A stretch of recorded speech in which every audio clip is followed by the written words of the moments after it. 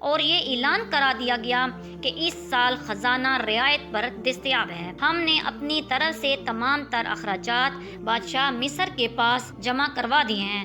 مزید 2 سال کے اخراجات کی معافی کے لیے درخواست کی ہے، وہ بھی قبول ہو جائے گی۔ چنانچہ فرعون کی یہ بات سن کر مصر کے تمام لوگ بہت خوش ہوئے اور مصر کے تمام لوگ فرعون کی ترقی کے لیے دعائیں کرنے لگے۔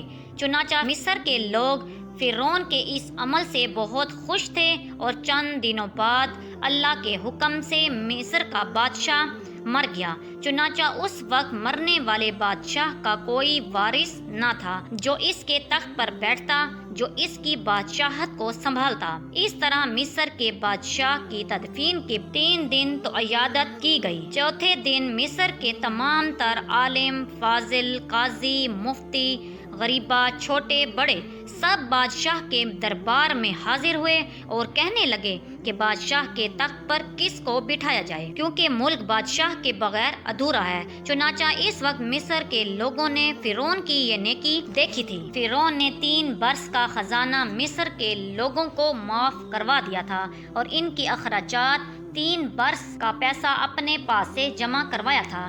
اس لیے مصر کے تمام تر لوگ فرعون کے اس عمل سے بہت زیادہ خوش تھے، اور فرعون کی یہ خیر خواہی دیکھ کر مصر کے لوگوں نے فرعون کو مصر کے بادشاہ کے تخت پر بٹھا دیا۔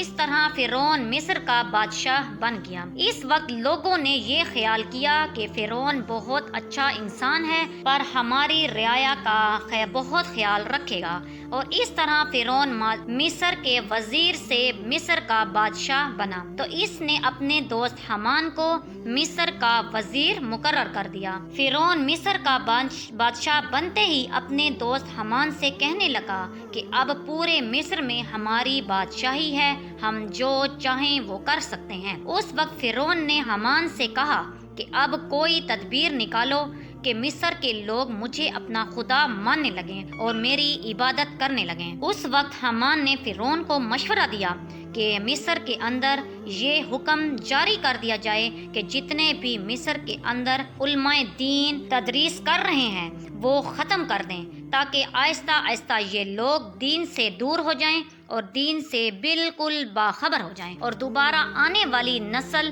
دین اور دنیا کی تعلیم سے بالکل باخبر ہو جائیں اور بالکل جاہل پیدا ہوں۔ چنانچہ حامان کی یہ بات سن کر فرعون نے فوراً یہ حکم جاری کر دیا، اور مصر کے اندر دین اور تدریس کا یہ سلسلہ بالکل ختم کر دیا۔ فرعون نے یہ حکم جاری کر دیا کہ مصر کے اندر کوئی درس تدریس نہ کرے، اور ورنہ اسے قتل کر دیا جائے گا۔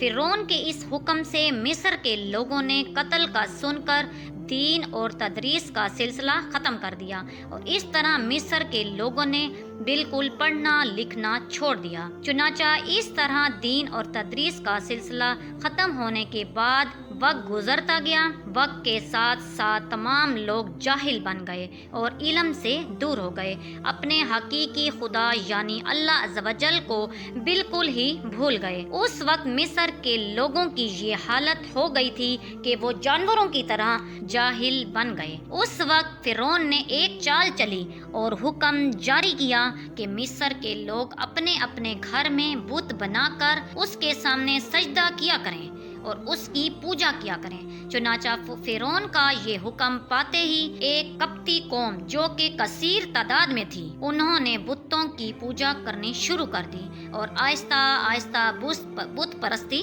بڑھتی چلی گئی۔ اس طرح 20 سال تک یہ سلسلہ جاری رہا، اور پھر فرعون نے مصر میں یہ اعلان کروایا کہ یہ الفاظ مصر کے کانوں تک پہنچائے، جس کا ذکر قرآن مجید میں اس طرح آیا کہ اس نے لوگوں کو جمع کیا اور لوگوں سے کہا کہ میں ہوں رب تمہارا اور سب سے بلند اور بڑا۔ پیارے دوستو، اور اس طرح لوگ کئی سالوں تک بتوں کی پوجا کرتے رہے، اور جب لوگ مشرک اور بت پرست بن گئے تو اس وقت فرعون نے یہ حکم جاری کیا کہ اپنے گھروں میں رکھے تمام بتوں کو توڑ دیا جائے اور مجھے خدا مانا جائے، میری پوجا کی جائے۔ چنانچہ اس طرح فرعون کا یہ حکم ملتے ہی انہوں نے ایسا ہی کیا۔ تمام قبطی قوم نے بتوں کو توڑ دیا اور فرعون کو پوجنا شروع کر دیا اور فرعون کو خدا ماننے لگے، لیکن قبطی قوم کے علاوہ کوئی بھی فرعون کو خدا ماننے کو تیار نہیں تھا۔ قبطی قوم واحد قوم تھی